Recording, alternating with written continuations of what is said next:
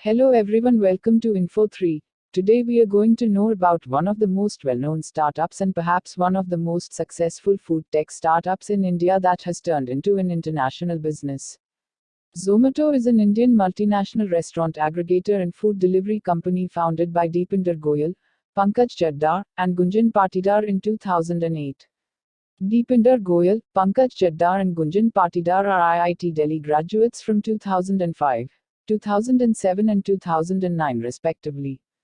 Zomato was founded as Foodie Bay in 2008, and was renamed Zomato on the 18th of January 2010 as Zomato Media Private Limited. Deepinder Goyal, the CEO of Zomato, said that one of the reasons why they decided to change the name in late 2010 from Foodie Bay to Zomato was to have a powerful brand name. They decided to keep the idea of food at the center, and they want to choose a name that is short and easy to remember, which makes people think of food. Zomato got a zing to it and is originally a play on the word tomato. They also wanted to avoid the confusion between eBay and Foodie, so they renamed Foodie as Zomato. But the ride was never easy for Deepinder. He and his friends always wanted to have a startup. In 2005, they thought to create a web development company for all the restaurants in Delhi which do not have web presence. And an idea struck in their mind to create one website containing about all restaurants instead of separate websites for different restaurants, by which customer value proposition that they are able to give to the restaurants is much more than each of the separate website would have. Deepinder started Foodlet.com even before Foodie. It was being pursued by Deepinder with another friend Prasoon Jain in Delhi as a venture called Foodlet. However, Prasoon soon moved to Mumbai and left behind the venture because of personal reasons. The Foodlet platform would tie up with restaurants, put up their promotions through Foodlet.com. The customers could order food online through Foodlet. The team worked on the venture for 9 months and fought hard to make it operational. But the lack of resources suffocated the startup. Deepinder attributes the failures to particularly two reasons. Firstly, customers were not willing to order food online. Secondly, lot of time was required for operating the venture. Since the idea didn't work very well, so Deepinder closed it down and started working at Bain. This is when Pankaj Chaddar stepped in to help Deepinder's idea, and they began afresh by starting Foodie. The graph since then started bolting only upwards for the company. Deepinder describes Pankaj as a turning point for the company. The team of Foodie was just 6 in number, but in a short span of 9 months, they became the biggest restaurant directory in Delhi by late 2008. The service, after 2 years of operations, was renamed as Zomato in 2010. Between 2010 and 2013, Zomato received its biggest funding of approximately $16.7 million from InfoEdge's Sanjeev Bikhchandani, who'd founded sites like Naukri.com and Jeevansathi.com. This gave them a 57.9% stake in the company. In the November 2013, another lucky round of funding got a new investor to pitch in, Sequoia Capital. They with InfoEdge took the total sum of that round to $37 million. In a fresh round a year later, InfoEdge, Sequoia, and a new investor V Capital raised $60 million for the company. The total funding of Zomato by the beginning of 2015 was a promising $113 million. In 2015, along with the 3 initial investors, Temasek, a Singapore-based investment company, also pitched in, bringing in $110 million for that year. 2016 was a slow year for the company in terms of funding, but 2017 picked the pace up again, with WhatsApp's Neeraj Arora adding to the list of investors and raising a conservative $20 million. This racked up the total funding of Zomato to $223.8 million since its founding in 2008. With the most recent rounds of funding, things started looking peachy for the company in March 2018, especially with Alibaba's Ant Financial coming into the picture with a whopping $150 million. In September 2020, Zomato raised $62 million from Temasek, after previously committed capital from Ant Financial never came through in October 2020. As part of a Series J round of funding, Zomato raised $52 million from Quora, a US-based investment firm. As funding started picking up the pace in 2010, Zomato's presence across India did too. By 2011, the company, after establishing a monopoly in Delhi, moved to cities like Pune, Bangalore, Chennai, Hyderabad, and Ahmedabad. It kept pace with the smartphone boom too, by introducing its mobile app at this point in time. The company, in order to keep up with its hip brand image and humor its audiences, launched a .xxx domain which had pictures strictly dedicated to food porn. By 2012, overseas operations of Zomato started operating in full gear, with the UAE, Sri Lanka, Qatar, United Kingdom, Philippines, and South Africa becoming a part of its user base. In 2013, countries like Turkey, Brazil, and New Zealand were also added to the list. While its expansion was happening in full force, Zomato also started acquiring foreign-based companies to maximize its business. In 2013, it acquired Portuguese company Gastronomy and the Italian service Segundo.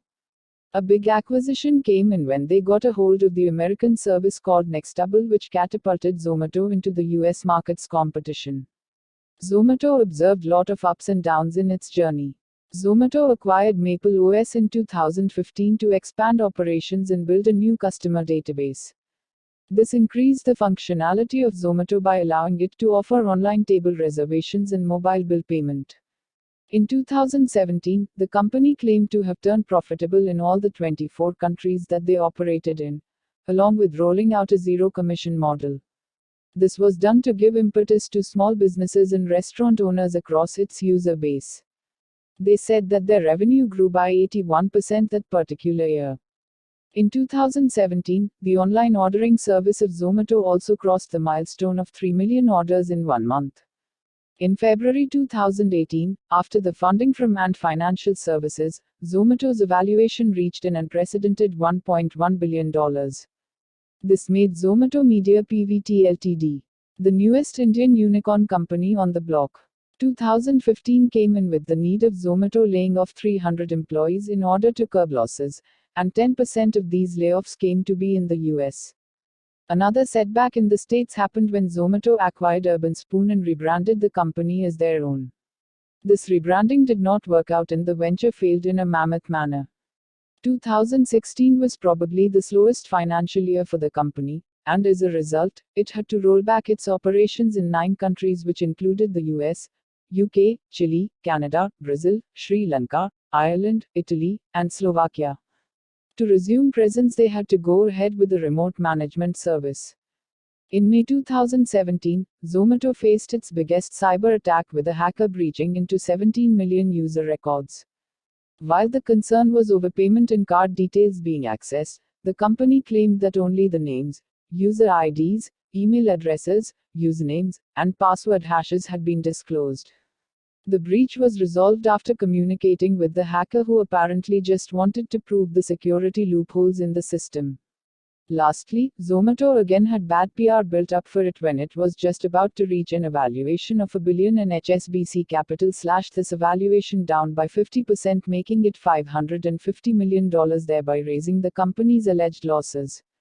Now coming to the revenue model of Zomato restaurant listings and advertising. Zomato first started out as a restaurant search and rating services. This brought in the advertising revenues from restaurants who joined the platform. They further extended this feature to food delivery and restaurant reservations. For this, Zomato charges commissions from restaurants that want to be placed on the feed. Advertising is the major source of revenue for Zomato. The restaurants can promote their banner on the site in order to get better visibility and appeal to a large section of the audience via Zomato. Food delivery. Through the food delivery business, Zomato charges a commission to the restaurants on the basis of orders.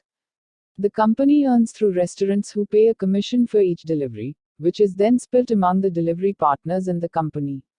However, the online food delivery only contributes a low percentage of income compared to other revenue streams because of the huge competition and the need to provide deep discounts etc.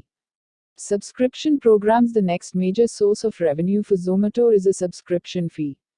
Restaurants pay a certain amount of fee monthly, and in return, Zomato offers them the analytical tools. Zomato has huge amount of databases that knows what a customer wants to eat, where she wants to eat, what the consumers is searching for, and knows all this information through the cookies. It has a tool called Zomato Order and is given to restaurants, which helps them know about the consumer's interest. The restaurants then use this tool to flash their discount offers on food. White label access. The next source of revenue is app development. Zomato launched the service called Zomato White Label, under which they give offers to the restaurants to develop an customized food delivery app. It also works with cloud kitchens and restaurants for consultancy services. Zomato works with select restaurant operators to help in identifying locations for expansions at a minimal fixed cost, but with increased options for the user. It provides the requisite licenses and operational enablement for such restaurant partners. Zomato Kitchens. Zomato also provides kitchen infrastructure services to select restaurant operators. It works with entrepreneurs to set up and operate Zomato Kitchen under various other labels. This helps entrepreneurs fund restaurant in the right location with an investment of 35 lakh rupees. It also claims to offer returns in the range of 2 lakh rupees to 4 lakh rupees per month to the investors, and has so far completed with more than 180 affiliated kitchens. Zomato Gold. Zomato Gold is a premium subscription-based service which is offered by Zomato. It started in 2018 and is a paid service that allows customers with Gold memberships get complimentary food and drinks at the time of ordering from partner bars or restaurants.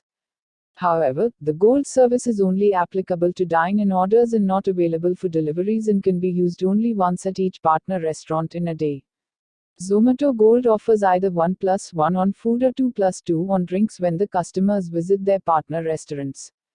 Zomato value proposition. Zomato business model offers a variety of value to its customers. Zomato's revenue model focus has been on creating something new and extra which the customers cannot get anywhere else. Zomato is one-stop shop for dinners and offers a way for restaurants to differentiate themselves. Restaurants have an option to create differentiation by keeping the listing updated, responding to criticism positively, and also by being accountable to their action. Zomato believes in creating value for its customers in order to sustain its business operation. The company tries to bridge the gap between the customers and restaurants by providing efficient technology application, which has helped them reduce its delivery time. Zomato has launched 9,375 crore IPO on the 14th of July 2021. Now let us hope Zomato to enjoy great success in the future.